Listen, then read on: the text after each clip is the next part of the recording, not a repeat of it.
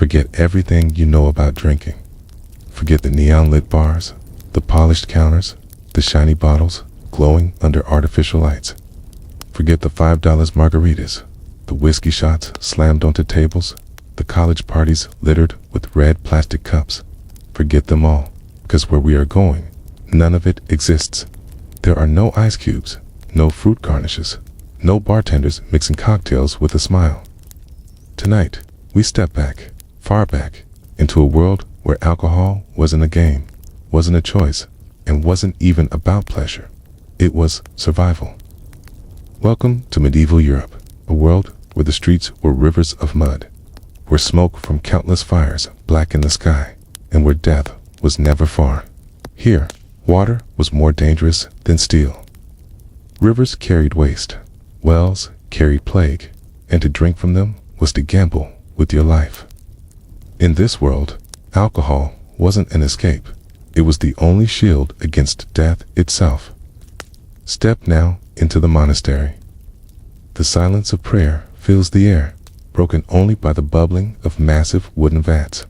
Monks in rough robes move with quiet purpose, their hands stained with grain and sweat. These men of God, sworn to lives of discipline, became Europe's greatest brewers. They discovered that boiling water with grain, letting it ferment, turned poison into salvation. To the hungry, it was food, okay? To the faithful, it was holy. They called it liquid bread, and they drank it by the gallon, sanctified by the cross, sustained by the brew. But not all drank in silence. Now step into the tavern, a place of chaos bound by 4 wooden walls. The stench of smoke, sweat, and sour ale hangs heavy in the air. The floor is littered with rushes soaked in spilled drink. And the noise is a storm. Peasants clutching weak ale, merchants haggling over coin, gamblers shouting at dice, songs rising and fists flying until laughter and violence blend into one. This was not just drinking. This was life. The tavern was the market, the courtroom, the meeting place, and the battleground of the common folk. Above them, far removed, yet not so different, the nobles feasted in their halls. Imagine the candlelight flickering across tapestries, the clatter of goblets heavy as weapons. Wine flowed endlessly, brought from distant lands, flavored with honey and spices from kingdoms far away. For them, drinking was not survival, it was power. Each overflowing goblet was a display of wealth, each feast a theater of dominance. Yet, when the feast ended, when the music died, they too staggered like peasants, drunk and unsteady, only dressed in silk and velvet instead of rags. And so it was for all. Alcohol in the Middle Ages was not just a drink. It was medicine, poured to heal fevers and numb pain. It was wages, handed to workers in ale instead of coin. It was ritual, sanctified at the altar in chalices of wine, symbol of salvation itself. It was sin, confessed to priests when missed masses were blamed on drunken stupors. Every corner of medieval life, from the lowest hut to the grandest castle, was soaked in drink. Think of it, wars plotted over cups of wine, marriages sealed with barrels of ale, revolts whispered into tankards in the shadows of taverns. To live in medieval Europe was to live in a world built not on water, but on alcohol. So, remember this, the next time you lift a glass for fun, for taste, for escape, know that once, long ago, that very act meant something else. It meant life or death. It meant faith or sin. It meant survival in a world forever painted on the crumbling walls of history. Raise your tankard, if you dare. Tonight, we enter that world, reckless, chaotic, intoxicating, where every sip was a story, every feast a battlefield, and every hangover a legend. Liquid survival. Why alcohol was life itself. Picture yourself at the end of a brutal workday in medieval Europe. The sun is sinking, the fields are silent, except for the lowing of cattle, and your body aches in places you didn't know could ache. You've been bending, digging, hauling since sunrise, fueled only by a crust of bread and maybe a scrap of salted fish. Your fingernails are black with dirt. Your back feels like it's splitting in half, and every step home feels heavier than the last. By the time you stagger through the door of your hut, your throat is dry, your lips are cracked, and there's only one thing on your mind: a drink. But not water. Never water. 'Cause in your world, water is a gamble, a game of chance with terrible odds. It might look clear as it ripples in a stream or shines in a wooden bucket, freshly drawn from the well. But everyone knows better. That water could be carrying invisible death, dysentery, cholera, parasites, or whatever leaked from the butcher's offal, the tanner's pits, or your neighbor's overflowing cesspit. You've seen people drink it. You've seen what happens next. It isn't pretty, and it isn't slow. So instead, you reach for something else. A heavy wooden mug filled with ale. It's not a frosty pint topped with foam, like in modern times, but a warm, cloudy, slightly sour drink that tastes like liquid bread. It might not be glamorous, but this humble cup is more than refreshment. It is protection. It is fuel. It is survival. Liquid bread, not luxury to us. Alcohol is optional, something to sip at parties, or at weddings, or argue about on Friday nights when someone orders pineapple beer. But to a medieval peasant, alcohol was the backbone of daily existence. The average adult could easily consume a gallon of ale per day. And no, that wasn't to stumble home drunk every evening. This wasn't party fuel. It was sustenance, dense with calories from barley, oats, and wheat, often so thick you could chew it if it sat too long. It filled stomachs when bread was scarce, quenched thirst when water was deadly, and gave laborers the strength to keep swinging their tools through endless hours in the fields. Children drank it, pregnant women drank it, monks drank it. Even the elderly, already teetering on the edge of survival, drank it, because the alternative wasn't noble abstinence. The alternative was death by disease. This is why ale became known as liquid bread. It wasn't a luxury. It was as essential as the crust of bread in your satchel. Take away ale, and most peasants wouldn't last long. Survival in every sip. Here's the irony. Medieval people didn't know why their ale was safer. They didn't understand bacteria or microbes. Germ theory was centuries away. What they did understand was patterns. Drink ale, you live. Drink water, you die. And in a world ruled by superstition, that was evidence enough. Over generations, brewing became both a science and an art, passed down through families, monasteries, and entire communities. Your day, if you lived then, was bracketed by alcohol. Small beer with breakfast, ale in the fields at noon, a stronger drink at feasts, festivals, or gatherings. You didn't measure life in hours or minutes, you measured it in mugs. And while it sounds like a recipe for disaster, medieval ale was often weaker than modern beer, maybe 2% alcohol or less in the everyday stuff. Just strong enough to kill germs, not strong enough to flatten an entire village by lunchtime. The great equalizer. Alcohol was more than just a survival. It was the great equalizer of medieval society. A king and a peasant both drank fermented beverages, even if their cups looked worlds apart. Nobles sipped imported wines, perfumed with spices, poured into silver goblets, heavy enough to double as helmets.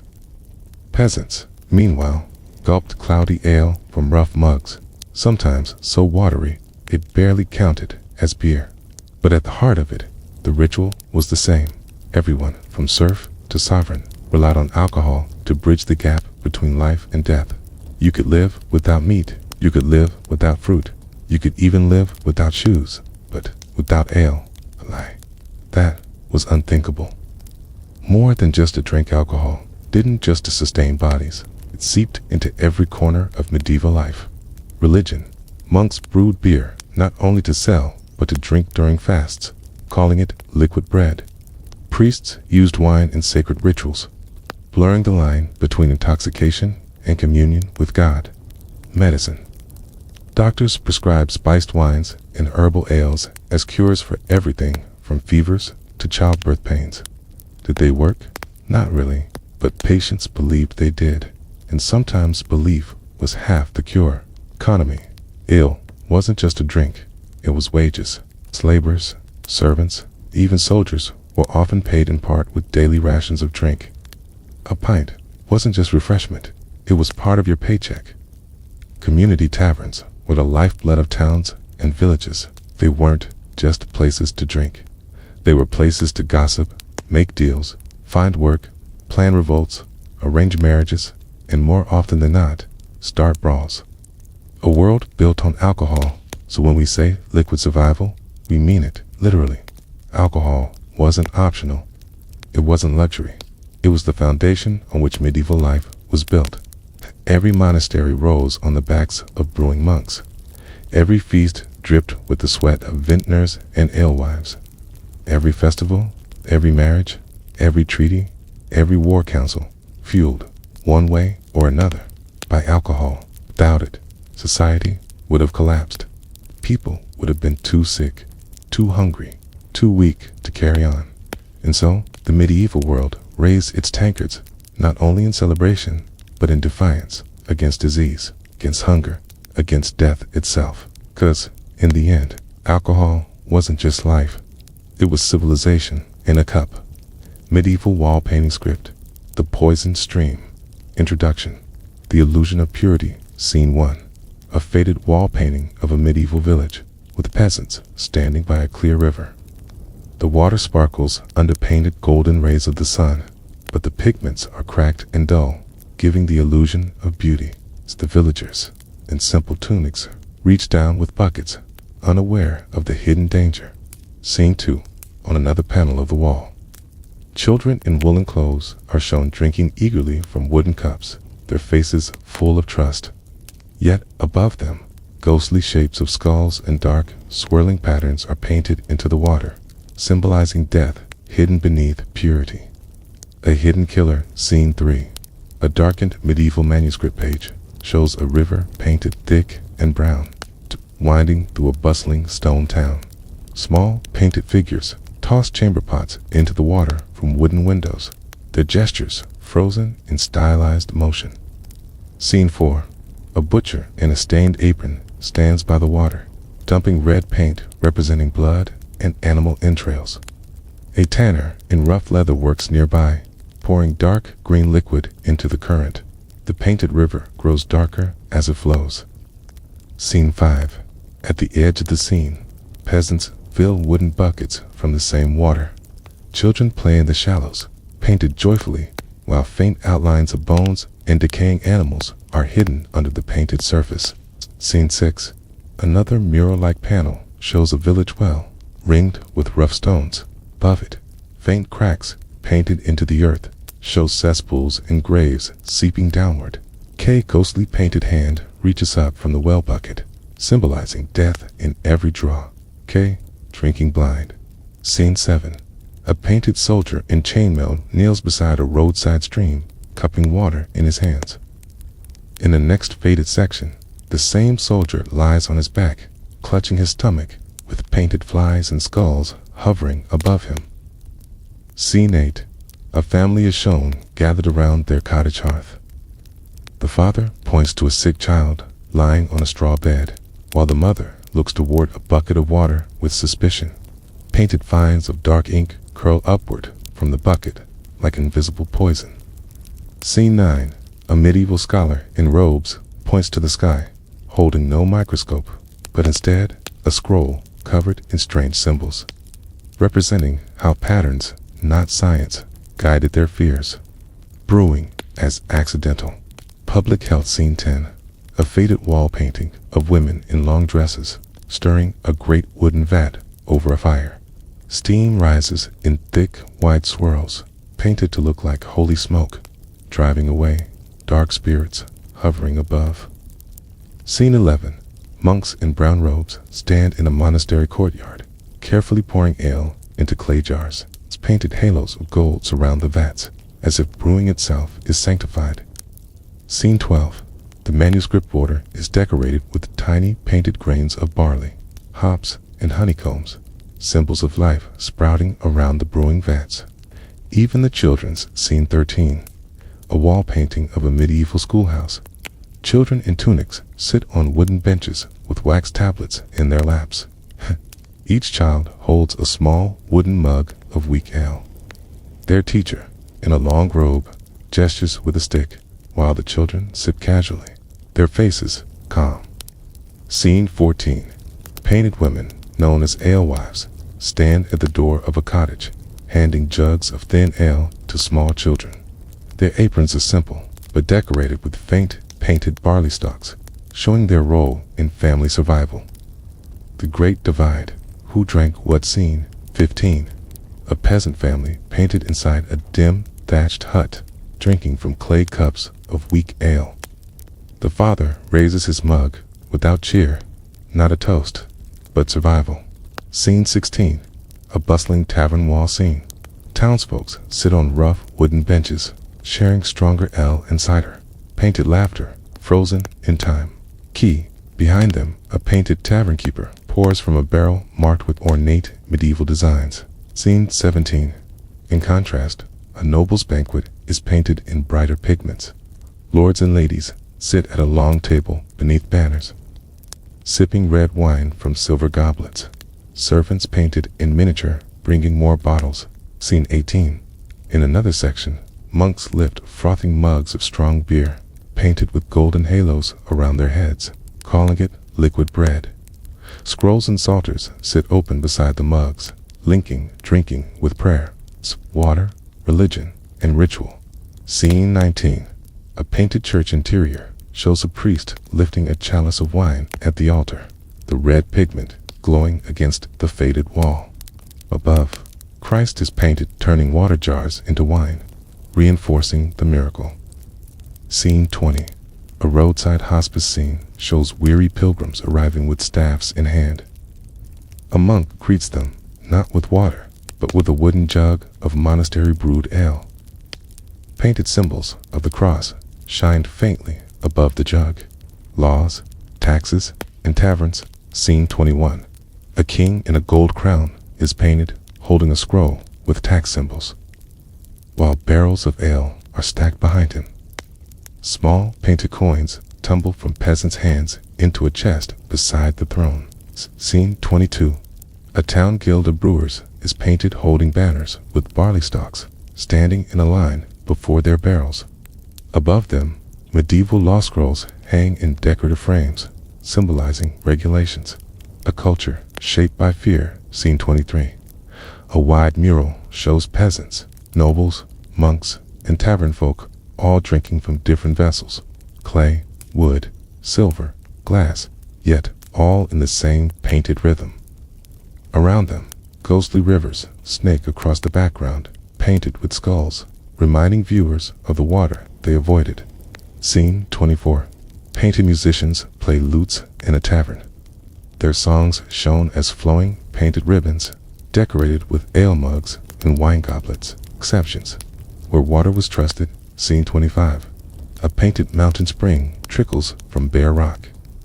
Shepherds and goats drink calmly, the water painted crystal blue, untouched by corruption. Scene 26. A monastery courtyard shows monks drawing carefully from a deep stone well, the bucket glowing faintly gold, representing purity. Scene 27. Nobles painted in fine clothes display crystal flasks of spring water on their banquet table, flaunting their access to rare purity. Conclusion. Civilization in a cup. Scene 28. A mural of a weary peasant lifting a wooden mug of ale. He is painted, not drunk, but dignified, staring outward with determination. Behind him, a faint, ghostly river curls, filled with skulls, showing what he has avoided. Scene 29. In a final manuscript illumination, a golden chalice of ale sits in the center of the page, surrounded by painted barley, grapes, and honey. Around the border, painted peasants, monks, and nobles all reach toward it in unity. Scene 30. Closing. The painted text ribbon at the bottom reads, "In water there was death, but in drink there was life." Imagine, if you will, a wall of ancient stone, its plaster cracked by centuries, its colors faded like old memories. By the flicker of torchlight, shapes emerge, stiff, hand-painted figures.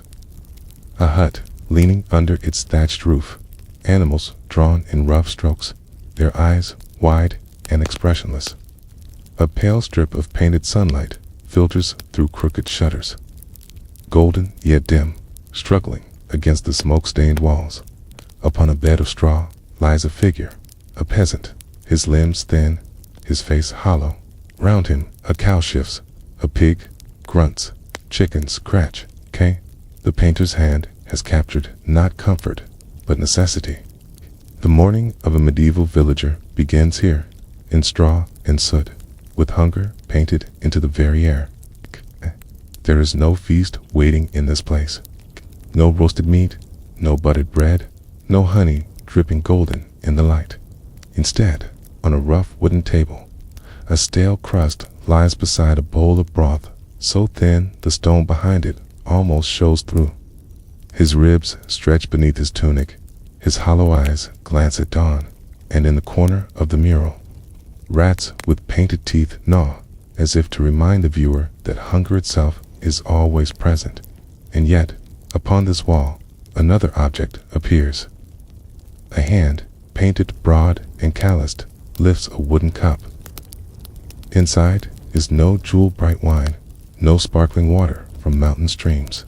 Instead, it is filled with a cloudy, pale, liquid beer, but not the kind of tavern songs and drunken revels. This is small beer, weak, thin, sour, barely intoxicating at all. The villager drinks, not for joy, but for survival. Here, in these pigments, lies a truth that shaped an entire civilization. Water could not be trusted. Wells were poisoned with seepage, streams fouled with waste. To drink directly from them was to invite fever, dysentery, death itself. And so, from hearth to cloister, from castle to field, Europe turned to beer, not as pleasure, but as protection. It became liquid bread for the masses, poured not to celebrate, but to endure. Imagine the village hearth. Painted flames curl upward, though the smoke seems heavier than the light. Beside the fire stands a woman in a long tunic and linen veil. Her hands grip a heavy wooden paddle as she stirs a cauldron that smokes and steams, the painter showing barley and sacks of grain nearby. This is no tavern brewer, no monk in a cloister.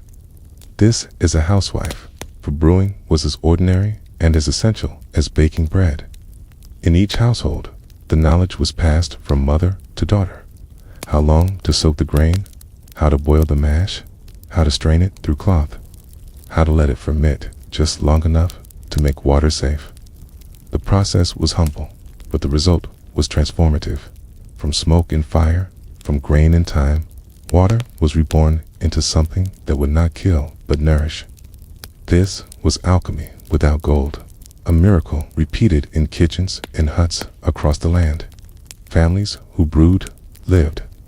Families who did not faltered.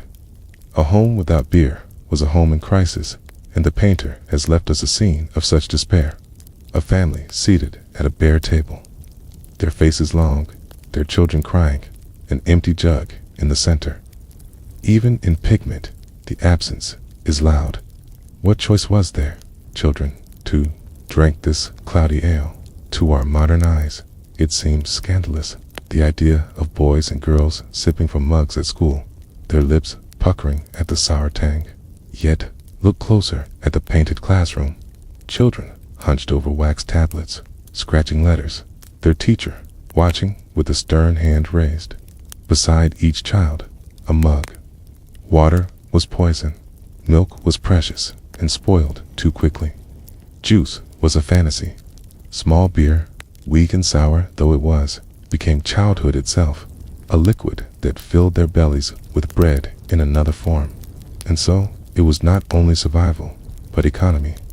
The fresco changes to fields, where peasants bend double behind wooden plows, their tunics stained with mud. An overseer stands above them, holding not only a purse of coins, but a jug of beer. To work without ale was to falter, to tire, to collapse.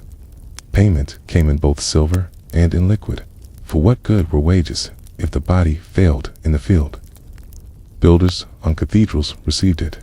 Servants in kitchens drank it. Farmhands ended their day with it, their thirst quenched, their strength restored. Small beer was coined, was wage, was bread, poured into a mug. But it was not only labor that depended on it.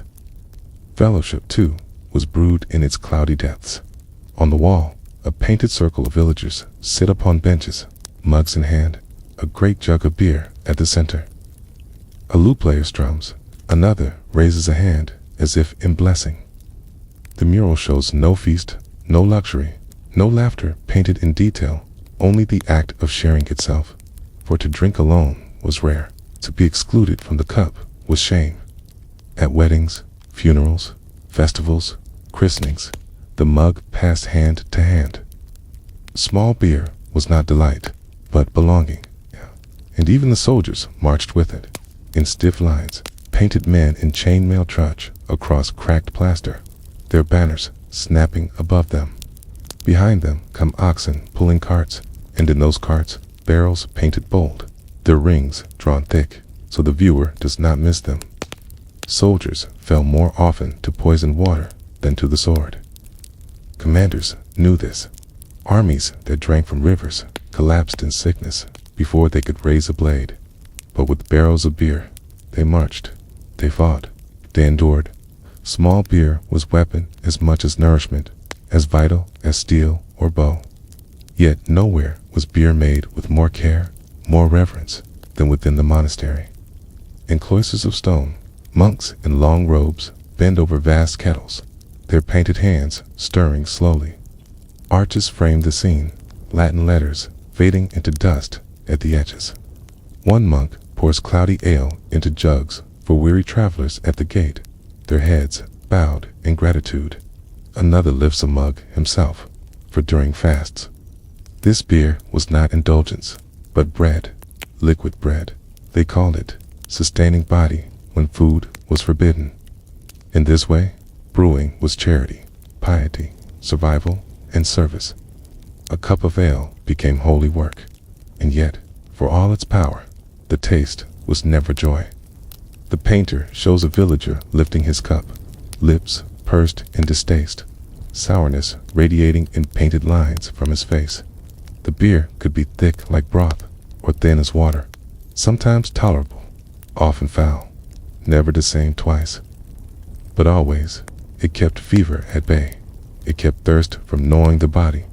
It gave one more day of strength. Flavor was not the measure. Survival was. The final fresco stretches wide, filling the wall. A family gathers around a smoky hearth. Father raises his cup. Children sit beside him, their faces solemn but calm. Outside, fields stretch, churches rise, villages stand. Painted streams of cloudy ale flow through them all, tying each to each like lifelines across the wall. This, then, was the miracle of small beer. Not glamorous, not intoxicating, not celebrated in song, but it was the quiet thread that held Europe together, the daily salvation of millions. In every cup was hunger stilled, thirst eased, fever kept away. In every mug was survival itself. So let us step back from the wall, from these stiff, painted faces and fading colors, and ask ourselves if survival once poured from smoky cauldrons into rough wooden mugs, what do our own cups say of us? When future eyes look upon the remains of our tables, our bottles, our rituals, what story will they read in the liquid we hold most dear? The monastery rises from the landscape like a ship of stone, anchored in a sea of mist and fields.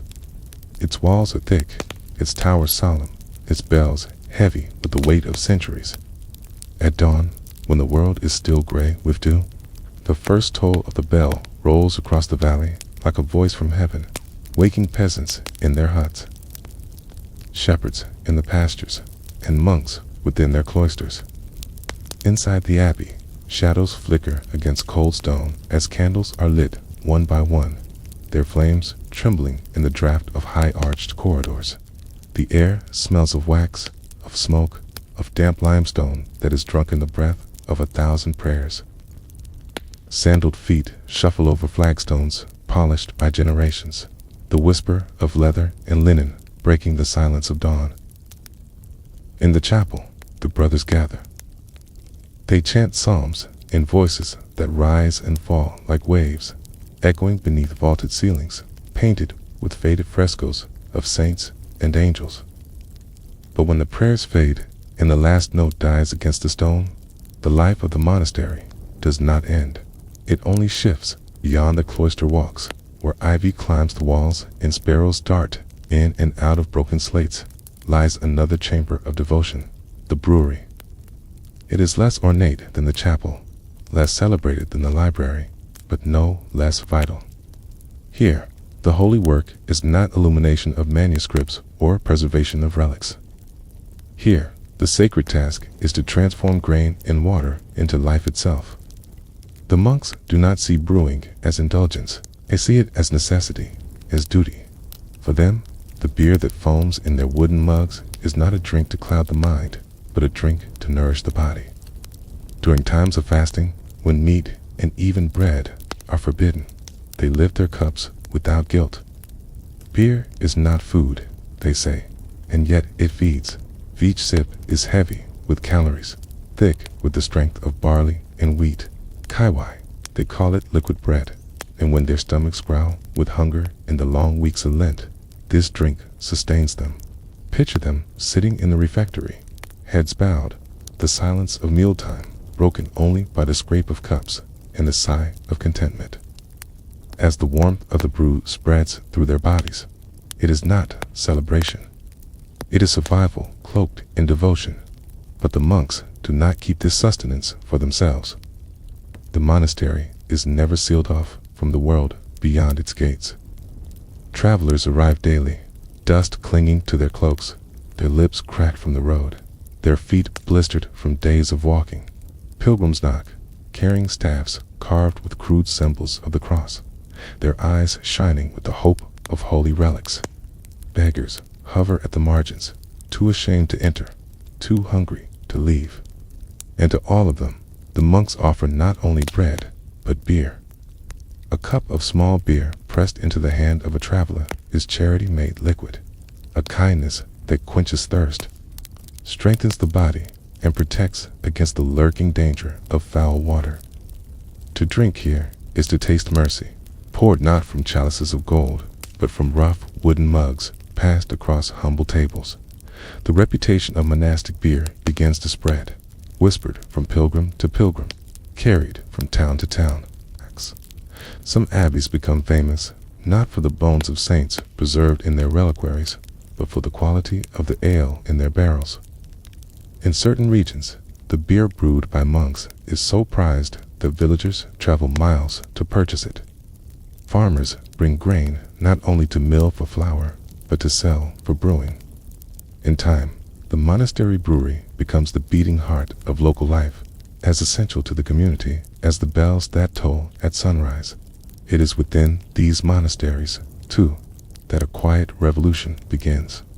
For centuries, beer has been flavored with root, a mixture of herbs and roots that varies from village to village. But here, behind cloister walls, monks began to experiment with something new. In their gardens, where medicinal plants grow beside vegetables and fruit trees, tall vines climb upward, heavy with green cones. These are hops. When added to the boiling wort, the monks discover hops lend a bitterness that cuts through the sweetness of the malt. More importantly, they preserve the beer, keeping it from souring too quickly. Suddenly, beer no longer belongs only to the day it is brewed. It can be stored. It can be transported. It can travel as far as the pilgrim's feet can carry it. Imagine Brother Matthias bent over a steaming vat, the air heavy with the smell of malt and smoke. He lifts a handful of dried hops, resinous and sharp, and scatters them into the bubbling liquid. Steam rises, stinging his eyes, but he continues, murmuring a prayer as though blessing the brew. Beside him, Brother Thomas takes notes in careful Latin. 2 handfuls, bitter, lasts longer. They do not think of it as science. They think of it as faith, as duty, as obedience to the order of God's creation. Yet their records, their discipline, their patience are what transform beer forever. These men in brown robes, their heads shaven in the circle of the tonsure, are the true ancestors of the modern craft brewer. Their devotion shows in the quality of their work. While peasant families brew smoky, sour batches in soot-blackened kettles, the monks refined their methods. Their beer is cleaner, more consistent, more nourishing. Word spreads. People begin to prefer monastic beer to the cloudy broth of the village pot. A pint of monastery ale is not only safer, it is better. Over time, entire towns grow around abbeys whose brewing is so renowned that it fuels both faith and economy. Barrels are rolled into markets, coins change hands, pilgrims carry skins of beer to other lands. The monastery, once a place of silence and prayer, becomes a hub of commerce as well. And yet, monks are human. Behind cloistered walls, not every brother lives as a saint. Chronicles tell of indulgence, of brothers who drink too freely, who stumble from the brewery with flushed cheeks and loosened tongues. Imagine Brother Pius, after evening prayers, slipping into the brewhouse under cover of shadows, pouring himself a medicinal cup. Imagine novices toasting in Latin, their laughter echoing softly against a stone. The line between necessity and indulgence blurs. They brew in the name of God, but they also brew because the beer is good. Good for the body, good for the soul, good for the spirit. Still, their contribution is undeniable. Without the monasteries, beer might have remained the thin, sour drink of peasants, brewed in smoky cottages and consumed only for survival. It is the monks who give beer dignity, who raise it from necessity to craft. They create recipes, they refine techniques, they keep records, and in doing so, they transform a simple drink into a tradition that will outlast empires. Even now, in our age of glass bottles and stainless steel vats, the legacy of those monks remains. Trappist ales, Benedictine brews, cloister-inspired brands, all bear witness to the river of tradition that flows from candlelit abbeys into modern pubs. And so, when you lift a glass today, whether in a bustling American bar or a quiet kitchen, you are tasting history. You are sipping from the same stream that once trickled through monastery cloisters, filling wooden mugs in refectories, slaking the thirst of pilgrims at abbey gates. The froth that rises in your glass is kin to the froth that foamed in the barrels of Brother Matthias, Brother Thomas, Brother Pius. The taste may be richer now, the hops stronger, the malt more refined, but the essence is the same. It is grain, water, yeast, and human ingenuity. Blessed, refined, preserved. Close your eyes as you drink, and imagine not neon lights or television screens, but frescoes cracked with age, plaster peeling from damp stone, candle flames trembling in the draught of ancient halls. Imagine the sound of bells tolling across valleys, of sandals against stone, of quills scratching parchment, of monks chanting in the dark hours before dawn. Imagine faith itself poured into a cup, shared with the weary, the hungry, the poor. This is the true legacy of monastic brewing, not just beer, but survival, charity, devotion, and joy. And it leaves us with a question. When we drink today, are we merely quenching thirst? Or are we unknowingly sipping from a chalice that still carries the prayers of centuries? Visualize every line as an ancient Roman fresco mural, painted on old stone walls with faded colors in medieval atmosphere. Step closer, and let us step deeper into the medieval world, where stone walls rise like giants on the horizon, and beer, humble as it may seem, flows even through the veins of kings. Imagine the silhouette of a castle at dusk, towers jagged against a bruised purple sky, crows circling the battlements, the great wooden gates groaning shut for the night. Torches flare to life, their flames sputtering in the wind, casting orange halos on damp stone. The watchmen pace atop the walls, spears in hand, eyes turned outward toward the wilderness. But within these walls, a different world breathes. Life is not merely survival here. Life is spectacle, staged with the grandeur of power. Step inside the hall, where shadows dance beneath soaring rafters, blackened with centuries of smoke. Oak tables stretch the length of the chamber, their surfaces scarred by knives, by feasts, by revelries past. Music reverberates against stone vaults, lutes plucking, drums beating, voices raised in song. The air itself is heavy with the scent of roasted meats, spiced stews, dripping wax, and above all, the yeasty sweetness of beer poured into goblets of gold and silver. This is no village brew, cloudy and sour. This is ale refined, strengthened, perfumed with honey, cinnamon, or cloves. A drink whose recipe traveled far on merchant ships and into the hands of noble brewers. Picture the banquet. At the head of the table sits the Lord, his garments rich with embroidered lions or eagles, his fingers heavy with rings. Behind him, banners ripple in the draught, each bearing a coat of arms stitched with threads that once cost more than a farmeress' lifetime earnings. A roasted boar sprawls across the table, its jaws clamped around a red apple, juice as sizzling as servants carve.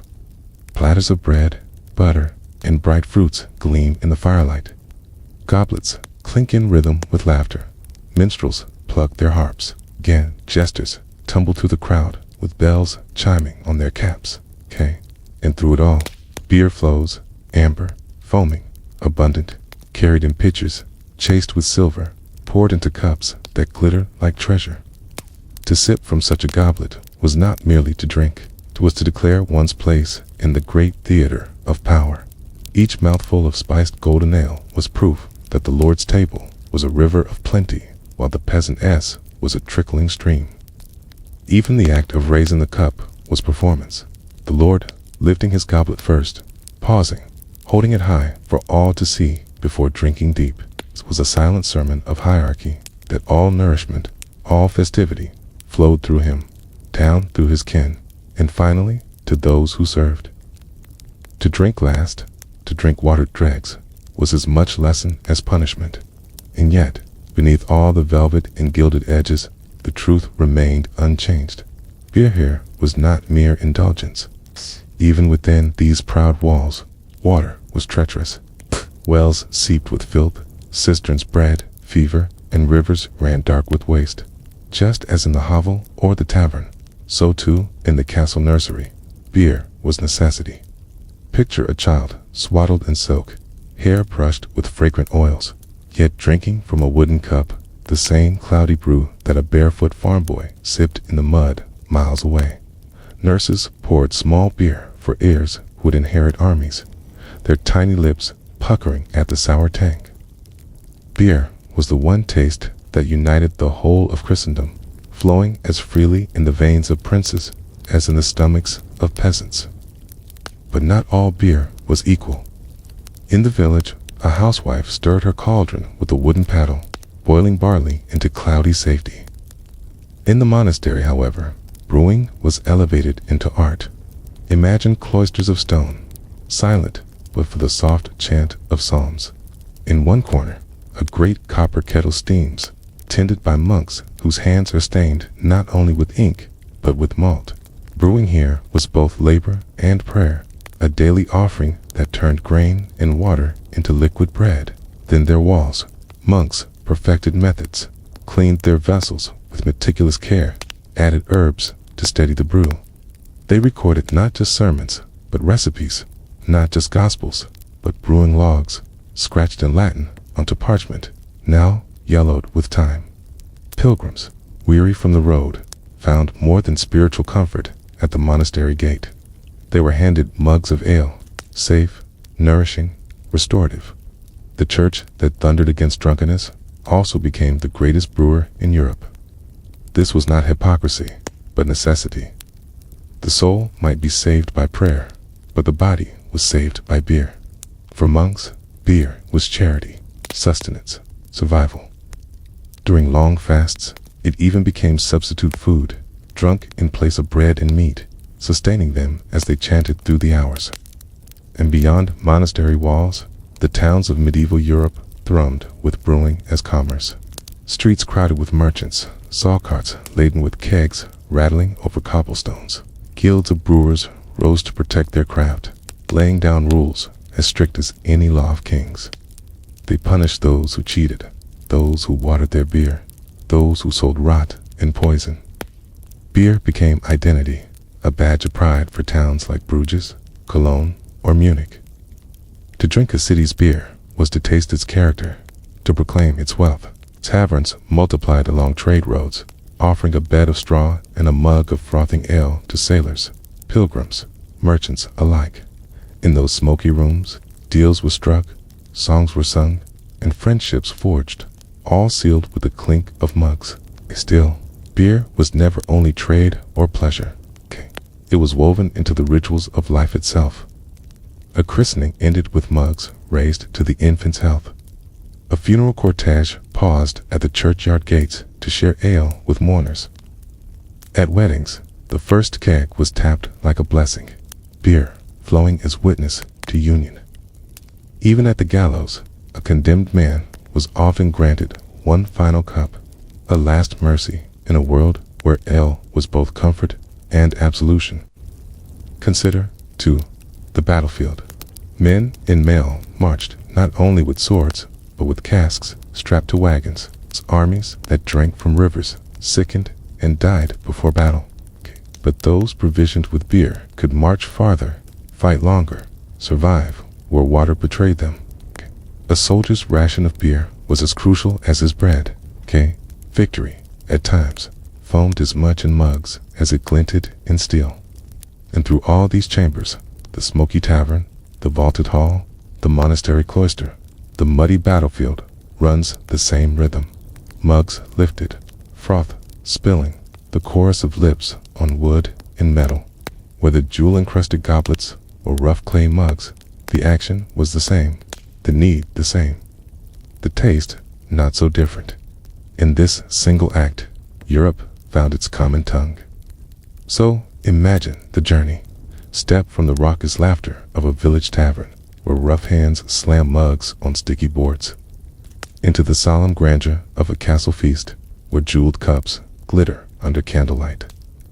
The music changes, a fiddler as reel replaced by a harp as lament, yet the rhythm of drinking remains. Across this gulf of wealth and rank, the froth of ale bridges all divides. Beer was a thread that bound medieval life together, was survival in the cottage, spectacle in the castle, devotion in the monastery, profit in the market, sustenance on the battlefield. It was the invisible bloodstream of a world forever at risk from the simplest act, to drink water.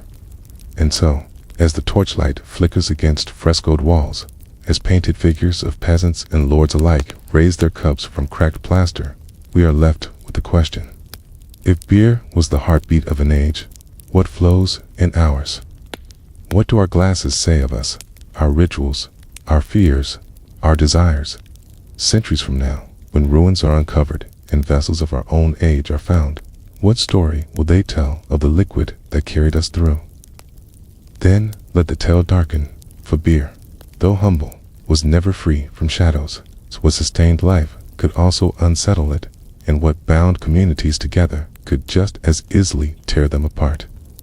In every painted cup upon a monastery wall, in every mural of peasants gathered with mugs in hand, there was always a crack in the plaster, a reminder that this drink, like life itself, carried danger in its depths. Picture a medieval marketplace at dusk. A fresco shows timber stalls sagging under the weight of goods, their shutters drawn shut one by one as daylight fades. Painted dogs nose at the straw for scraps, their outlines sharp, but their eyes oddly expressionless, as was the style of the time. Merchants count coins by candlelight, their purses tied tight, square empties, and, in the corner of the mural, a tavern door swings open. From its threshold, yellow light spills like liquid onto the cobblestones.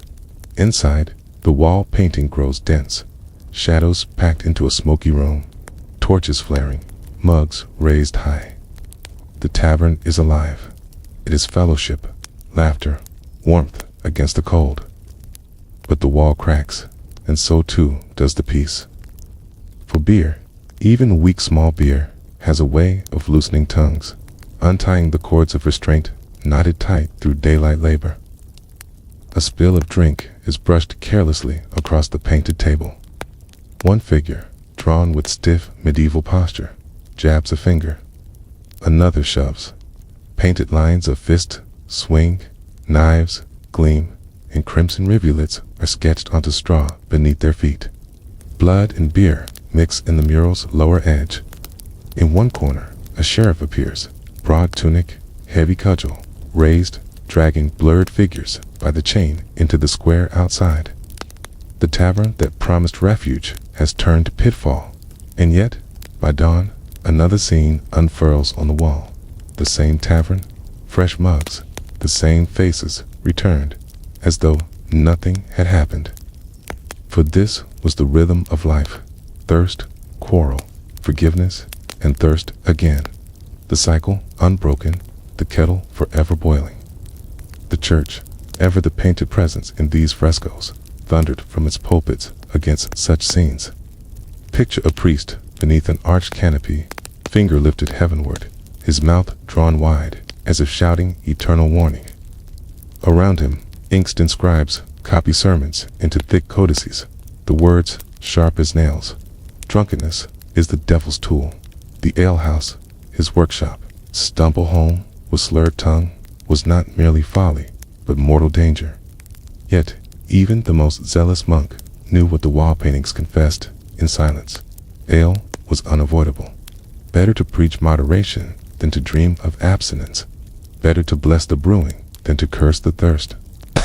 For in a world where water poisoned, beer cleansed.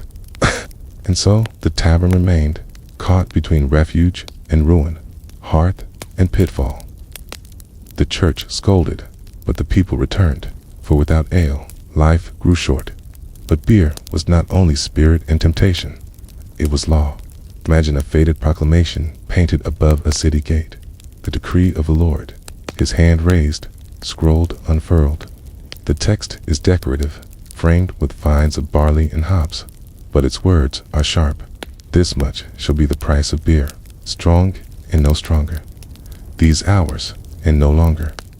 The brewer, who dares too much strength, shall be whipped in the square.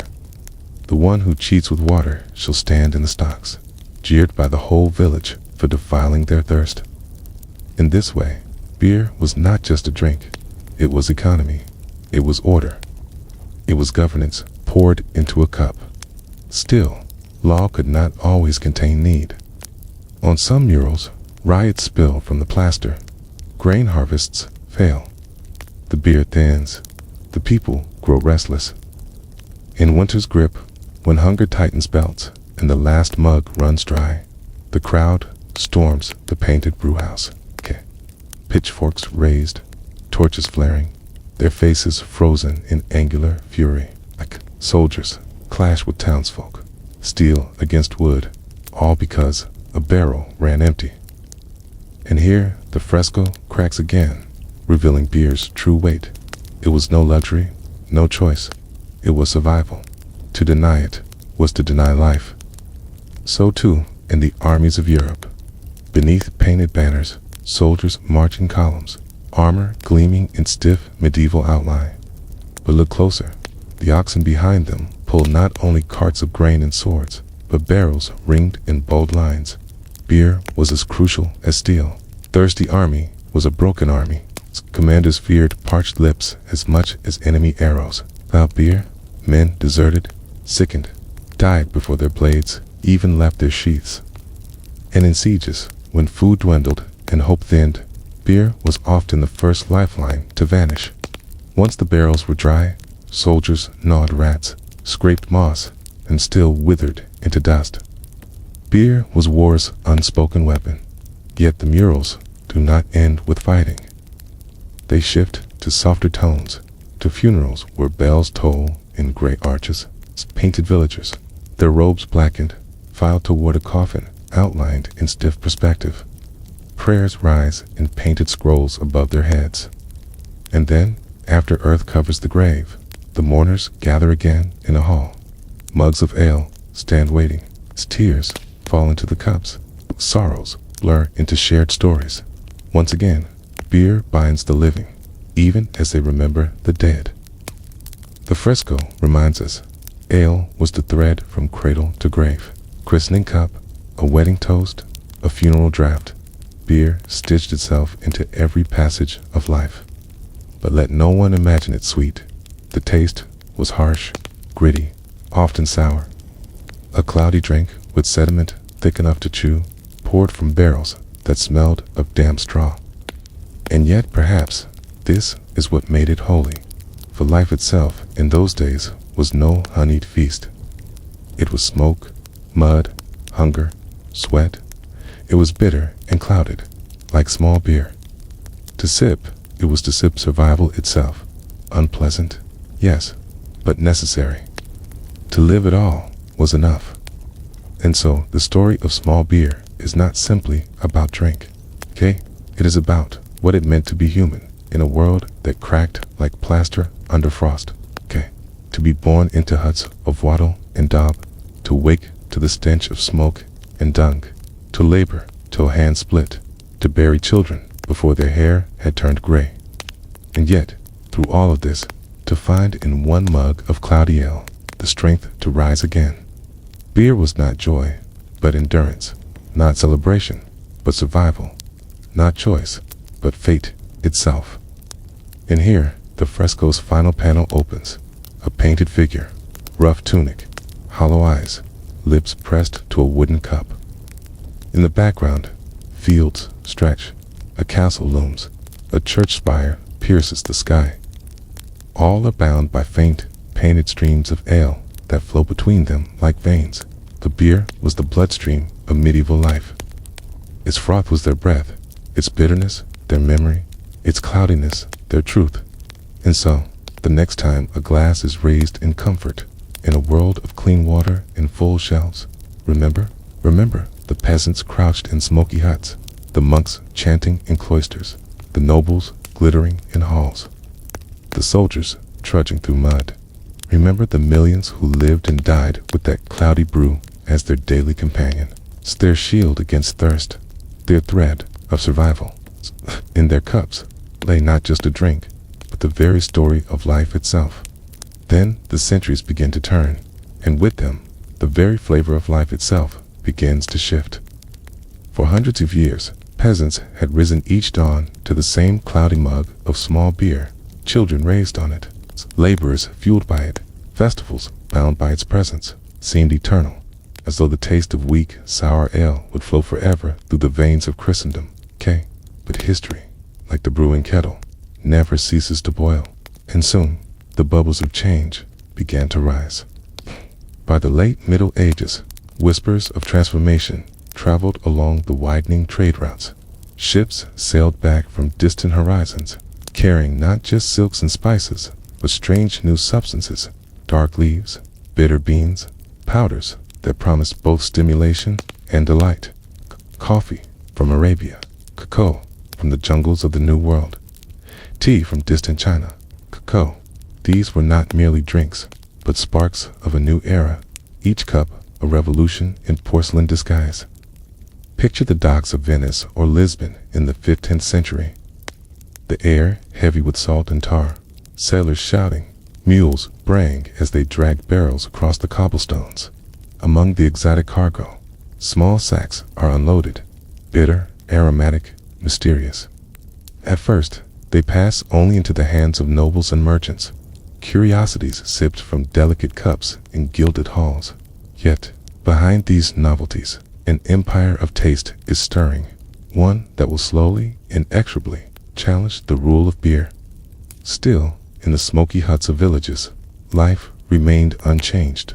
Mothers boiled grain and skimmed froth from wooden tubs. Fathers ladled cloudy ale into rough wooden mugs. Children drank it as casually as water. Soldiers carried it in barrels across muddy fields. Monks still called it liquid bread. For them, the world had not yet shifted. The horizon still smelled of malt, not of coffee or tea. But in the growing cities, something new was taking root. Imagine stepping into a coffee house in London, Paris, or Amsterdam in the 17th century. The walls are alive with talk. Pamphlets scatter across crowded tables. Ink-stained hands gesture wildly as men debate philosophy, politics, commerce. The air is sharper, brighter than the smoky tavern. Instead of the heavy haze of ale, here is a bitter, steaming cup that awakens rather than numbs. Coffee clears the fog, it sharpens the mind. Some say Europe itself woke up with the rise of the coffee house, trading beer's haze for caffeine's fire. Yet beer refused to vanish. It adapted. Brewers in the cities experimented with stronger grains, better kilns, and the great innovation of hops, bitter flowers, that gave beer longer life and a new, sharp edge. No longer just a cloudy drink of survival, beer began its ascent into something pleasurable, even artful. The alehouse became more than a refuge from thirst. It was a cradle of culture, politics, even revolution. Where the tavern once dulled sorrows, the coffee house now sharpened schemes. Together, they became the twin hearts of Europe's transformation. But picture the divide of this era, the peasant clutching a sour mug of small beer in a drafty hut, while the merchant savors steaming coffee in a bustling city, or the noble stirs sugar into chocolate in a silver cup. Europe was drinking itself into a new identity, divided by wealth, by geography, by taste. The cup in one's hand was no longer just survival. It was a marker of class, of progress, of possibility. And yet, through every innovation, every new flavor, the shadow of small beer lingered. For centuries, it had been cradle and coffin, breakfast and supper, famine, shield, and festival drink. Its memory could not be erased. Even as coffee houses rose and tea houses blossomed, even as stronger beers filled golden pints in city taverns, the old cloudy brew remained in the background, a ghost of endurance, a whisper of survival in an age before abundance. So today, when one raises a cup, be it steaming coffee at dawn, a pint of beer in the evening, or a pot of tea at dusk, one sips the legacy of that humble, sour drink. For it was small beer that carried Europe across centuries of hunger and uncertainty. Not glamorous, not sweet, not strong, but enough. And so the final question lingers, like foam fading on a mug. When our own age is painted into memory, what will be seen as our small beer? What ordinary, uncelebrated sustenance keeps us alive, unnoticed, until one day, centuries from now, it is remembered as the silent backbone of survival.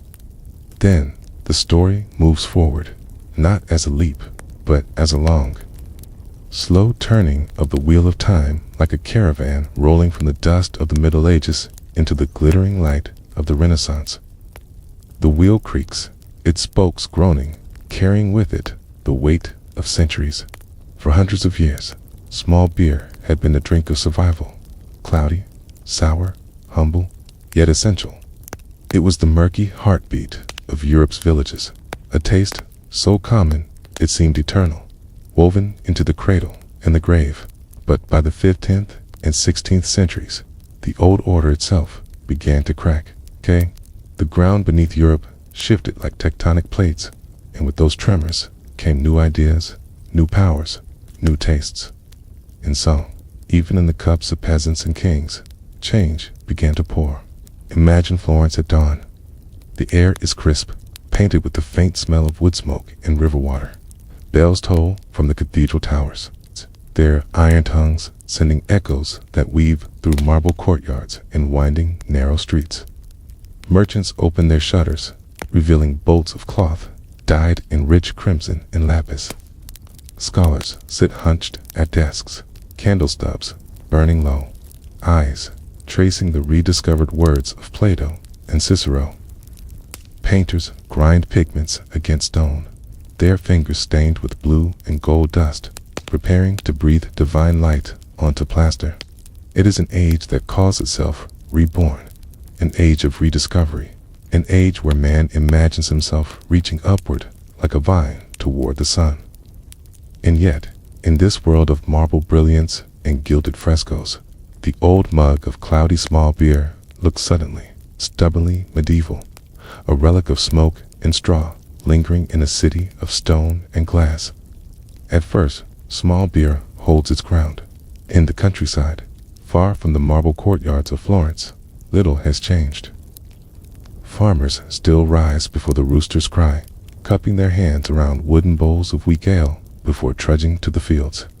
Monks still bless their cloudy kettles, calling it liquid bread, their lips mumbling prayers as they stir. Soldiers still march with it sloshing in their leather jacks, the sour foam clinging to their beards. For the villages, survival tastes the same as it had for centuries. In the cities, something new simmers. Ships return from far horizons, their wooden hulls groaning under sacks of beans and leaves that smell not of barley fields, but of faraway mountains, deserts, and jungles. Coffee from Arabia, tea from China, cocoa from the Americas. Strange, bitter, enchanting. They arrive like secrets whispered across oceans. When brewed with boiling water, they do not cloud but shine. They do not sour but awaken. They do not belong to smoky huts where peasants bend over straw, but to polished courts, candlelit salons, and bustling universities, where small beer dulled and soothed. These new drinks sharpened. They opened eyes. They kept hands steady, pens moving, tongues quick. In Europe, for the first time in centuries, was being roused from its fog. Picture a noblewoman in Venice, her gown embroidered with tiny pearls that shimmer in the candlelight. She sits in a carved chair, the window behind her opening onto canals where gondolas drift. A servant brings a porcelain cup of hot chocolate on a silver tray. The smell is strangely rich, bittersweet. She lifts the cup with gloved fingers, and in that gesture, history tilts. Or imagine London, a century later, a coffee house crowded with merchants, their voices buzzing as fast as their thoughts. Newspapers spread across tables, pamphlets debated, fortunes wagered on trade and ships. The air is thick with smoke, but it is not the haze of drunken quarrel. It is the hum of thought. Small beer, which once fueled conversation, now seems heavy, sluggish, old. The very rhythm of life itself begins to change. But this shift was not simple. It was not immediate. In the English countryside, villagers still clung stubbornly to their weak ale. Others still ladled it into the cups of children. Monks still served it to weary travelers. In France, peasants still brewed in earthen pots, their ale bubbling on smoky hearths. For them, coffee and tea were luxuries, as distant as the stars overhead. But for the rising middle classes, for the thinkers and traders in the swelling cities, these new drinks became something more than refreshment. They became symbols of progress, of possibility. Coffee sharpened the pen, driving quills across parchment faster than ever before. Tea refined the table, bringing ceremony into daily life. Chocolate sweetened the chambers of the wealthy, its richness a new language of indulgence. Slowly, quietly, the cloudy brew of old began to fade, no longer the drink of a people, but the mark of poverty, a relic clung to by those left behind. And yet, even as small beer weakened, another transformation was brewing. In the cool monasteries of Bavaria, monks labored with patience and precision, perfecting recipes that would forever change the taste of beer. They added hops, those bitter flowers, giving beer not only sharpness, but longevity. What had once been fragile and sour could now travel further, last longer, and shine with golden clarity. These new beers were stronger than small beer, richer, closer to what fills our glasses today. And unlike small beer, they were not tolerated, they were celebrated. Picture a monastery cellar, stone walls dripping with cool moisture, great barrels stacked in rows, each filled with hopped ale, glowing like amber in the torchlight. Monks in brown habits lift ladles to their lips, nodding with satisfaction. What was once survival has become art, even devotion. Armies, too, felt the shift. Once, men stumbled to battle, half sustained by sour ale. Now, they marched with fire in their bellies, casks of stronger beer, and even distilled spirits rolling alongside wagons of swords and crossbows. In sieges, men clung to the last barrel long before they dared gnaw on rats. In taverns, the change was unmistakable. The old alehouses, where villagers had passed cloudy mugs, became bustling inns. Foaming beer halls, where barrels rolled in, mugs overflowed, and songs shook the rafters. No longer just survival. Now it was ritual, celebration, even rebellion. For with stronger drink came stronger passions. In England, alehouses became nests of dissent, where politics were whispered in the haze of pipe smoke. In the Netherlands, beer and gin fueled resistance against Spanish rule. In France, taverns swelled with murmurs that would one day topple a monarchy. The drink that once kept men alive now gave them courage, anger, vision.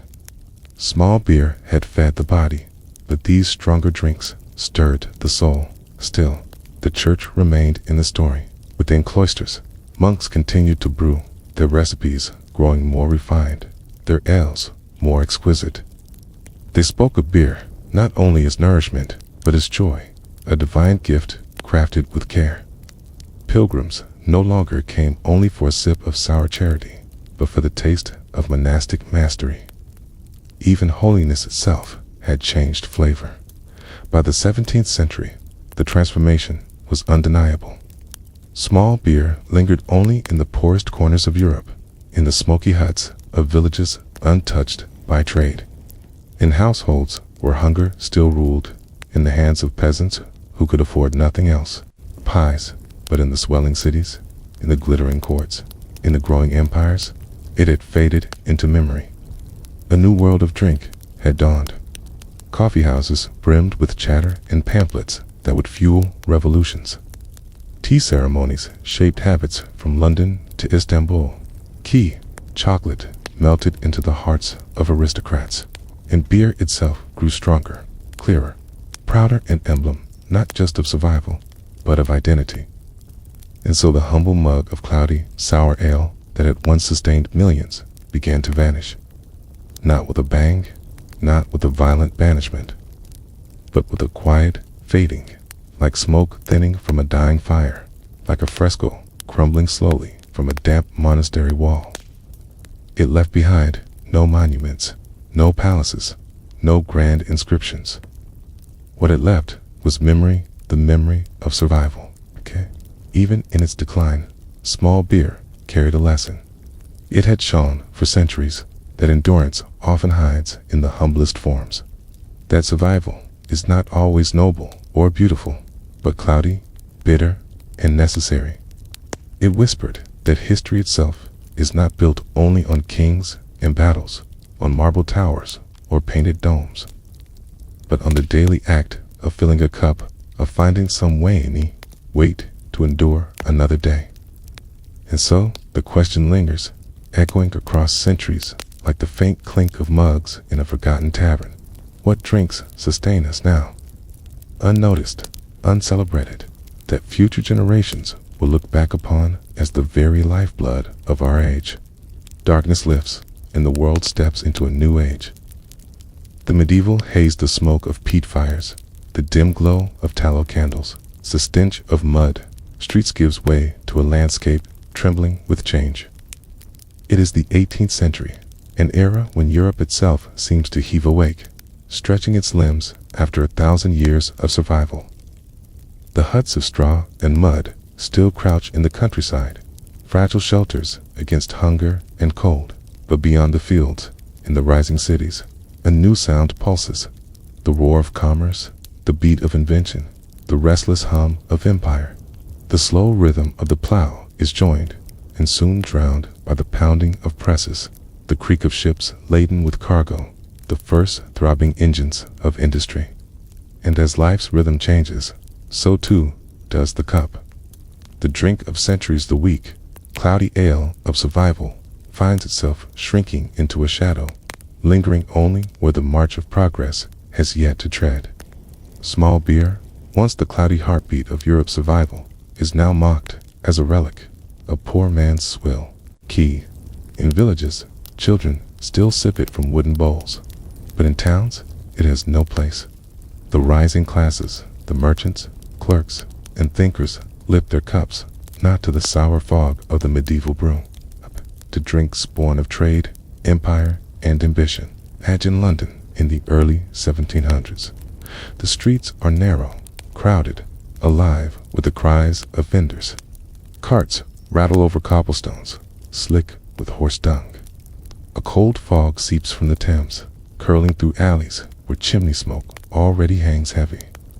And in this noisy sprawl of brick and soot, a new kind of temple thrives, the coffee house.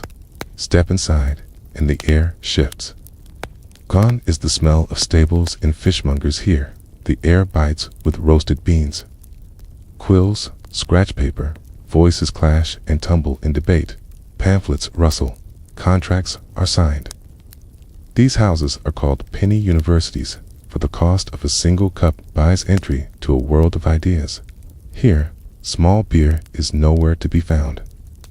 Its cloudy haze belongs to an older age. Coffee has replaced it as the fuel of thought, the liquid fire behind pamphlets that shaped nations. Locke, Voltaire, Jefferson all drank in this atmosphere, where small beer dulled the mind into survival. Coffee sharpened it into revolution. The age of reason was caffeinated, not clouded. And yet, across the street, another house hums with life, the tavern. Push open its door, and you enter a darker glow. Wood beams, thick with smoke. Sawdust scattered on floors, sticky with spilled drink. The laughter is louder here, the songs bawdier, the faces redder with cheer. But listen carefully. The mugs lifted are no longer filled with the sour, weak ale of the peasant. Instead, darker, stronger brews, flow porters, stouts, pale ales poured in foaming pints. These beers are not made in smoky cottages by farmers' wives, but in colossal vats built to supply entire cities. Brewing is no longer the quiet craft of survival. It is industry, precision, profit. Across Europe, the transformation takes many forms. In Bavaria, monks perfect lagers, their beer cold, golden, and crisp, brewed with patience and prayer. In England, brewers craft porters, so popular that barrels roll through London by the thousands, quenching the thirst of dock workers, clerks, and even gentlemen. And soon, ships carry these stronger beers far beyond Europe. Across oceans they go, to soldiers in colonies, to sailors in America, to sailors who drink away the loneliness of endless horizons. Beers no longer just drink at his identity, commerce, empire in the cask. Meanwhile, small beer shrinks further into the margins. From rural France, peasants still ladle it from clay pots, too poor to afford anything stronger. In Ireland, starving farmers sip it thinly between meager meals. In Poland, tenants brew cloudy mugs over smoky hearths. To the poor, it remains survival. To the rising classes, it is shame. A drink unworthy of city taste, a relic of smoke-blackened huts and mud-spattered feet. But history has little mercy for relics. The 19th century downs with it, the age of the machine. The Industrial Revolution sweeps across the world like fire on dry grass. Railroads stretch their steel veins over lands. Steamships conquer oceans. Factories roar with the thunder of progress. And in these roaring cities, even brewing is reborn. No longer is it the mystery of yeast rising unseen in clay jars. No longer is it the monk's art guarded behind cloistered walls. Brewing becomes science. Chemists peer through microscopes at the secrets of fermentation. Vast copper kettles gleam beneath the hiss of steam pipes. Temperature, timing, cleanliness all measured with exacting precision. Beer becomes a modern marvel, golden, clear, bottled, and shipped to the farthest corners of the world. And in this gleaming age, small beer dies. At last, the drink of survival is obsolete. Clean water, once a luxury, now runs through aqueducts and pipes. Milk, once dangerous, is made safe through heat and science. Workers in factories no longer need weak ale to quench their thirst. They reach for strong beer, for tea, for coffee. Aristocrats sip champagne at glittering balls. Merchants toast brandy in oak-paneled clubs. Soldiers swallow rum before battle. Can children, at last, drink milk, not sour ale? 1,000 years of cloudy mugs end, not with drama, but with silence. Small beer fades like smoke, thinning in morning light. No songs are sung for it, no monuments raised. It slips into obscurity, surviving only in parish records, in dusty recipes written in a monk's careful hand, in the fading memory of villages that brewed their own lifeblood. But if you listen carefully, if you press your ear against the cracked plaster of old tavern walls, if you walk through the ruined kitchens of long-abandoned hutsu, you can almost hear it still. It's the faint clink of a wooden mug, the murmur of a mother soothing her child with a sip of sour ale, the weary laugh of a farmer at the end of the day, drinking survival from a cloudy cup. Small beer was not glamorous, not noble. It was bitter, thin, humble, but it kept millions alive through centuries of hunger, plague, and cold. It was, in its way, the hidden backbone of history. So today, when we raise a glass whether of lager golden as sunlight, or cappuccino crowned with foam, or tea poured gently into porcelain, we might pause to remember the ghost at the table, the forgotten drink that once sustained a continent, not with pleasure, but with endurance. And, perhaps, the question it leaves us with is this: what humble sustenance, unnoticed in our own time, sustains us now? What ordinary ritual, what daily necessity will future generations look back upon and say, that was the lifeblood of their age? And so, the story walks forward, from the smoke of medieval huts to the steam of factories, from cloudy mugs of survival ale to bottled lagers clinking on railway platforms. The 19th century becomes the age where drink itself learns to travel. Barrels no longer belong just to the tavern. They roll across continents, slosh in the holds of steamships, and appear in colonial outposts from India to the Caribbean. Beer, once the fragile child of every household fire, is now a titan of industry. London and Munich, Dublin and Pilsen names that today ring with brewing fame gain to define the map of modern thirst. In Dublin, Arthur Guinness signs a 9,000-year lease for his brewery, confident that stout will never lose its place at the table. In Pilsen, pale lagers emerge, so bright and golden they seem to glow like captured sunlight in a glass, and they set a new standard for what beer could look like, feel like, taste like. Compared to these shining drinks, small beers are cloudy, forgotten, seems like a ghost muttering in a language no one remembers. But history has a way of echoing as the Industrial Revolution rolls on, as trains deliver casks to cities swelling with workers. New fears rise. Cholera sweeps through crowded slums. Tuberculosis clings to the lungs of the weary. And once again, the question of what is safe to drink becomes urgent. Municipal water systems are still crude, pipes still foul. So the working classes, like their medieval ancestors, turn again to beer, not small beer, but stronger, mass-brewed ales and lagers as their daily safeguard. A pint at the end of a shift is more than pleasure. It is reassurance that what they drink will not poison them. And yet, something else is brewing, not in kettles, but in teapots and coffee pots. Tea surges across the British Empire, carried by ships from China and later from India. Coffee houses multiply across Europe and the Americas, buzzing with conversation, ideas, revolutions. Where beer had once been liquid bread, tea and coffee now become liquid thought, liquid empire, liquid modernity. The very rhythm of life changes. The dawn, once greeted with ale, is now stirred awake by coffee's sharp bitterness. The afternoon, once soothed with beer, is now steadied with tea poured from porcelain. Still, beer refuses to vanish.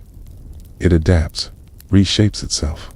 Immigrant brewers in America, many from Germany, plant their kettles in cities like Milwaukee, St. Louis, and Cincinnati, bringing lager to the New World. Their golden beers, chilled in deep cellars, packed with ice, spread like wildfire until lager becomes America's drink of choice. And once again, echoes of small beer stir, because many of these lagers are lighter, lower in alcohol, intended for daily refreshment, not drunken chaos.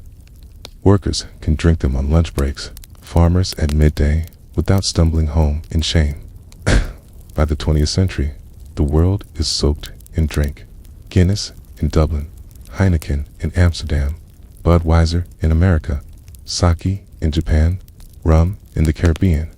And yet, the humble thread that began in medieval huts is not completely cut. During wars, when rations are thin, governments issue weak beer to soldiers, echoing the old logic. Men must drink, and they must drink something safe. In hospitals, nurses sometimes mix beer into broths for patients too weak to chew. In poor districts, children are given watered beer instead of foul water. Small beer is not dead, it's reborn over and over in different disguises. Even in today's world, when science assures us our tap water is safe, the spirit of small beer lingers. In every light beer sold for casual refreshment, in every non-alcoholic ale crafted for those who wish to drink without drunkenness, in every soda and sparkling water offered as a safe alternative, the ghost of small beer lives. We drink not just for taste, but for trust, for the promise that what passes our lips will carry us through another day unscathed. And perhaps that is the deepest truth small beer teaches us, that drink is never only drink. It is survival, identity, belonging. It is the poor man's wage and the nobleman's boast, the monk's loophole and the soldier's lifeline, the family's comfort and the pilgrim's blessing. Its cloudy mug of the Middle Ages may be gone, but its lesson remains, shimmering in every glass raised today. And so, when we ask what sustained our ancestors, not kings or queens, not generals or saints, but the nameless millions who toiled, starved, endured, the answer is humble and startling. Not wine, not water, not milk, but small beer. It's a drink weak enough for children, strong enough for armies, poor enough for peasants, holy enough for monks. It was liquid bread, liquid hope, liquid life. And the question we are left with is simple yet profound. Centuries from now, when our descendants look back at us, what drink, what humble daily ritual will they say carried us through our age of struggle? Will it be coffee, energy drinks, bottled water, or something we have not yet imagined? For now, as the glass catches the light and the foam rises, we remember the peasants in their huts, the monks in their cloisters, the soldiers on their marches, and the children in their schools, all raising mugs of cloudy sour ale, all surviving one day at a time. Darkness lifts, and the world steps into a new age. The medieval hazed the smoke of peat fires, the dim glow of tallow candles, the stench of mud. Streets gives way to a landscape trembling with change. It is the 18th century, an era when Europe itself seems to heave awake, stretching its limbs after 1,000 years of survival. The huts of straw and mud still crouch in the countryside, fragile shelters against hunger and cold. But beyond the fields, in the rising cities, a new sound pulses, the roar of commerce, the beat of invention, the restless hum of empire. The slow rhythm of the plow is joined and soon drowned by the pounding of presses, the creak of ships laden with cargo, the first throbbing engines of industry. And as life's rhythm changes, so too does the cup. The drink of centuries, the weak, cloudy ale of survival, finds itself shrinking into a shadow, lingering only where the march of progress has yet to tread. Small beer, Once the cloudy heartbeat of Europe's survival, is now mocked as a relic, a poor man's swill. Key. In villages, children still sip it from wooden bowls, but in towns, it has no place. The rising classes, the merchants, clerks, and thinkers lift their cups not to the sour fog of the medieval brew, to drinks born of trade, empire, and ambition. Imagine London in the early 1700s. The streets are narrow, crowded, alive with the cries of vendors. Carts rattle over cobblestones, slick with horse dung. A cold fog seeps from the Thames, curling through alleys where chimney smoke already hangs heavy. And in this noisy sprawl of brick and soot, a new kind of temple thrives, the coffee house. Step inside, and the air shifts. Gone is the smell of stables and fishmongers here. The air bites with roasted beans. Quills, scratch paper, voices clash and tumble in debate. Pamphlets rustle. Contracts are signed. These houses are called penny universities, for the cost of a single cup buys entry to a world of ideas. Here, small beer is nowhere to be found. Its cloudy haze belongs to an older age. Coffee has replaced it as the fuel of thought, the liquid fire behind pamphlets that shaped nations. Locke, Voltaire, Jefferson all drank in this atmosphere, where small beer dulled the mind into survival. Coffee sharpened it into revolution. The age of reason was caffeinated, not clouded. And yet, across the street, another house hums with life. The tavern. Push open its door, and you enter a darker glow. Wood beams, thick with smoke. Sawdust scattered on floors, sticky with spilled drink. The laughter is louder here, the songs bawdier, the faces redder with cheer. But listen carefully. The mugs lifted are no longer filled with the sour, weak ale of the peasant. Instead, darker, stronger brews, flow porters, stouts, pale ales poured in foaming pints. These beers are not made in smoky cottages by farmers' wives, but in colossal vats built to supply entire cities. Brewing is no longer the quiet craft of survival. It is industry, precision, profit. Across Europe, the transformation takes many forms. In Bavaria, monks perfect lagers, their beer cold, golden, and crisp, brewed with patience and prayer. In England, brewers craft porters so popular that barrels roll through London by the thousands, quenching the thirst of dock workers, clerks, and even gentlemen. And soon, ships carry these stronger beers far beyond Europe. Across oceans they go, to soldiers in colonies, to sailors in America, to sailors who drink away the loneliness of endless horizons. Beers no longer just drink at his identity, commerce, empire in the cask. Meanwhile, small beer shrinks further into the margins. From rural France, peasants still ladle it from clay pots, too poor to afford anything stronger. In Ireland, starving farmers sip it thinly between meager meals. In Poland, tenants brew cloudy mugs over smoky hearths. To the poor, it remains survival. To the rising classes, it is shame. A drink unworthy of city taste, a relic of smoke-blackened huts and mud-spattered feet. But history has little mercy for relics. The 19th century downs in with it, the age of the machine. The Industrial Revolution sweeps across the world like fire on dry grass. Railroads stretch their steel veins over lands. Steamships conquer oceans. Factories roar with the thunder of progress. And in these roaring cities, even brewing is reborn. No longer is it the mystery of yeast rising unseen in clay jars. No longer is it the monk's art guarded behind cloistered walls. Brewing becomes science. Chemists peer through microscopes at the secrets of fermentation. Vast copper kettles gleam beneath the hiss of steam pipes. Its temperature, timing, cleanliness all measured with exacting precision. Beer becomes a modern marvel, golden, clear, bottled, and shipped to the farthest corners of the world. And in this gleaming age, small beer dies. At last, the drink of survival is obsolete. Clean water, once a luxury, now runs through aqueducts and pipes. Milk, once dangerous, is made safe through heat and science. Workers in factories no longer need weak ale to quench their thirst. They reach for strong beer, for tea, for coffee. Aristocrats sip champagne at glittering balls. Merchants toast brandy in oak-paneled clubs. Soldiers swallow rum before battle. Can children, at last, drink milk, not sour ale? 1,000 years of cloudy mugs end, not with drama, but with silence. Small beer fades like smoke, thinning in morning light. No songs are sung for it, no monuments raised.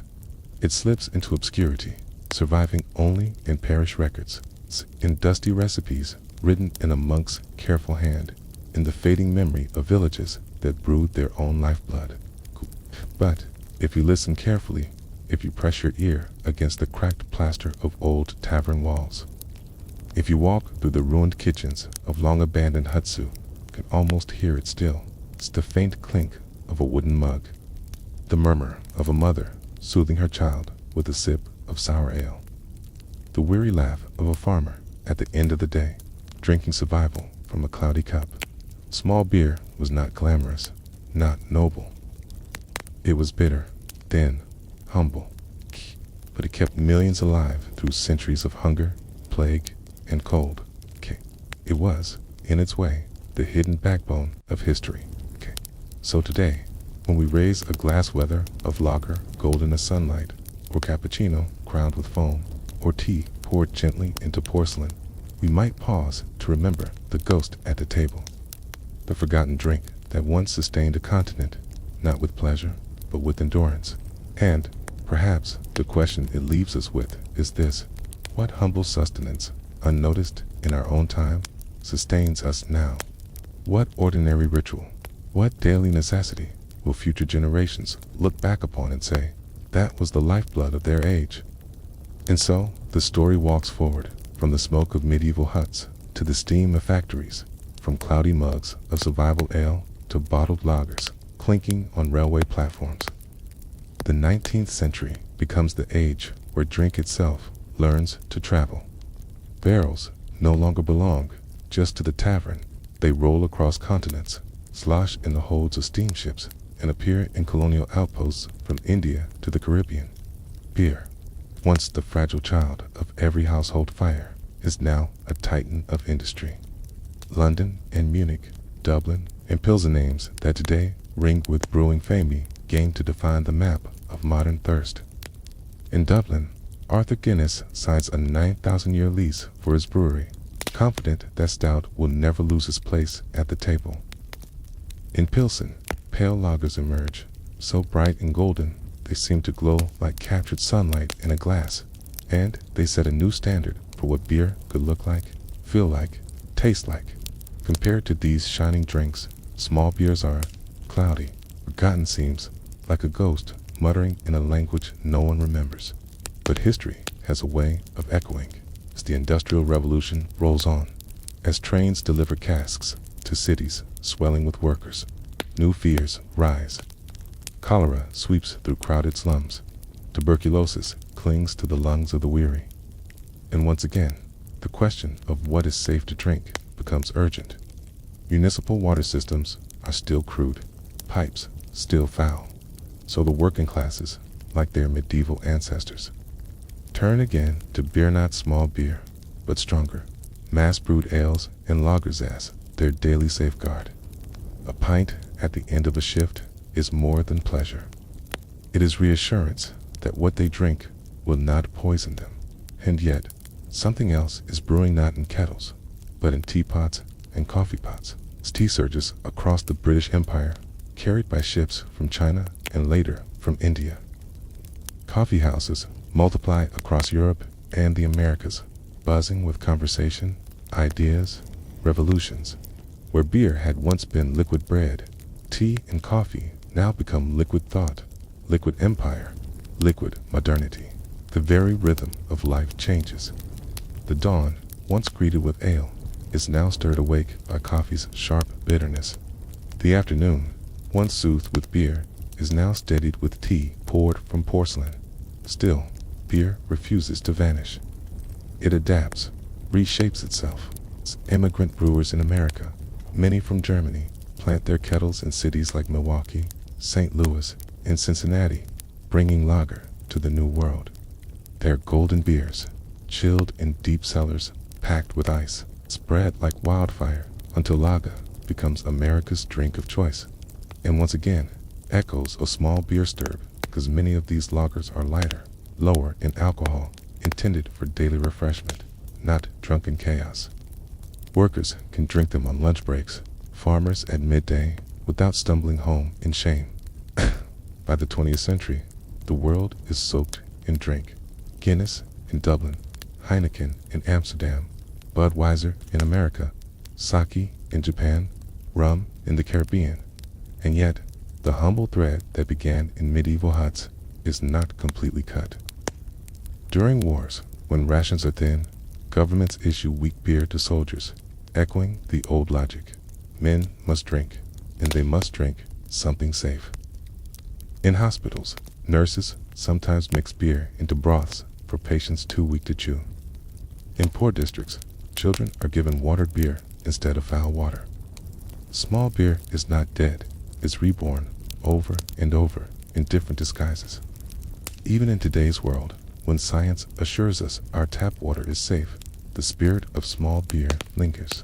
In every light beer sold for casual refreshment, in every non-alcoholic ale crafted for those who wish to drink without drunkenness, in every soda and sparkling water offered as a safe alternative, the ghost of small beer lives. We drink not just for taste, but for trust, for the promise that what passes our lips will carry us through another day unscathed.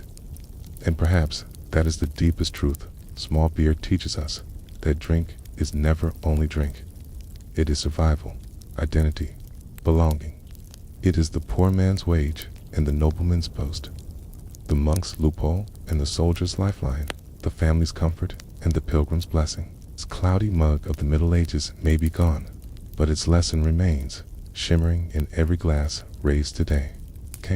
And so, when we ask what sustained our ancestors, not kings or queens, not generals or saints, but the nameless millions who toiled, starved, endured, the answer is humble and startling. Not wine, not water, not milk, but small beer. It's a drink weak enough for children, strong enough for armies, poor enough for peasants, holy enough for monks. It was liquid bread, liquid hope, liquid life. And the question we are left with is simple yet profound.